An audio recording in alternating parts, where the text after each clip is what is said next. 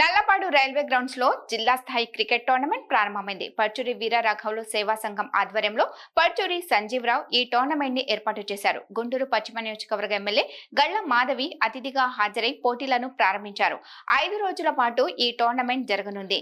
Incharge mayor Sajila, Srikanth, Chand, Pawan, Arvind, Seethayya, Ravi, Anas, Srinu, Shiva తదితరులు ఈ కార్యక్రమంలో పాల్గొన్నారు. ఈరోజు సంజీవరావు గారి నాన్నగారైన పర్చూరి వీరరాఘవులు గారి మెమోరియల్గా క్రికెట్ ఆటని ప్రారంభించడం జరిగింది. జిల్లా వ్యాప్తంగా అన్ని టీమ్స్తో ఈరోజు ఈ యొక్క క్రికెట్ ఆటని ప్రారంభించుకోవడం జరిగింది. ఒక 5 రోజుల పాటు జరుగుతున్న ఈ ఆటలో అందరూ కూడా చాలా ఉత్సాహంగా పాల్గొనడానికి సిద్ధంగా ఉన్నారు. దాదాపుగా 70 టీంలు ఇందులో పాల్గొని ఈ ఆటలో ఔత్సాహికులు అందరూ ఈ పెద్ద కప్పుని విన్ అవ్వడం కోసం ఎదురు చూస్తూ ఉన్నారు. అయితే ఈరోజు యువత ఏ పని లేకుండా ఎటుపోతుందో తెలియకుండా గత 5 ఏళ్లుగా నిర్వీర్యం అయిపోయిన పరిస్థితి మనకు కనపడుతూ ఉంది.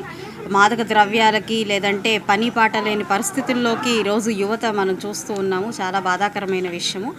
అలాంటి యువతని ఒక స్ట్రీమ్ లైన్ చేయడానికి ఆటలు అనేవి చాలా ఉపయోగపడతాయి. ఈరోజు ఇంత మంచి కార్యక్రమాన్ని యువత కోసం ప్రారంభించడం ఇది ఫస్ట్ ఇయర్ అంటున్నారు. చాలా సంతోషంగా ఉంది. ప్రతి సంవత్సరం ఇలాగే ఈ యొక్క టోర్నమెంట్స్ జరగాలి. జిల్లా స్థాయి పోటీ నుంచి ఇంటర్నేషనల్ స్థాయి వరకు కూడా ఆయన ఈ ప్రతి ఒక్క ప్రోగ్రామ్ని లెవెల్ కండక్ట్ చేయాలని నేను మనస్ఫూర్తిగా కోరుకుంటున్నాను. పేరు సంజీవరావు అండి. పరుచూరి వీరరాఘవులు మా నాన్నగారు.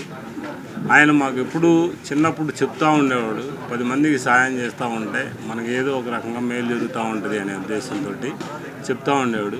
అదే స్ఫూర్తి తీసుకొని నేను 2006లో ఈ సేవా సంఘాన్ని నియమించడం జరిగింది.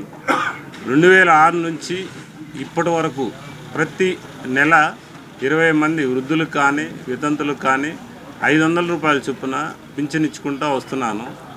గత 7 నెలల క్రితం ఇదే మేడం గారి సమక్షంలో స్కూల్ పిల్లలకి 35 నుంచి 40 మందికి బ్యాగ్స్, బుక్స్ ఇవ్వటం జరిగింది. ఇదే క్రికెట్ కూడా పిల్లలు మేడం గారు అన్నట్టు గంజాయికి, వ్యసనాలకి గత ప్రభుత్వంలో అలవాటు పడి రోడ్లమ్మడి తిరగడానికి అయిపోతున్నారు. దాన్ని కొంతన్నా నా వంతుగా మార్పు చేద్దాము అనే ఉద్దేశంతో ఈ క్రికెట్ టోర్నమెంటు నిర్ణయించడం జరిగింది.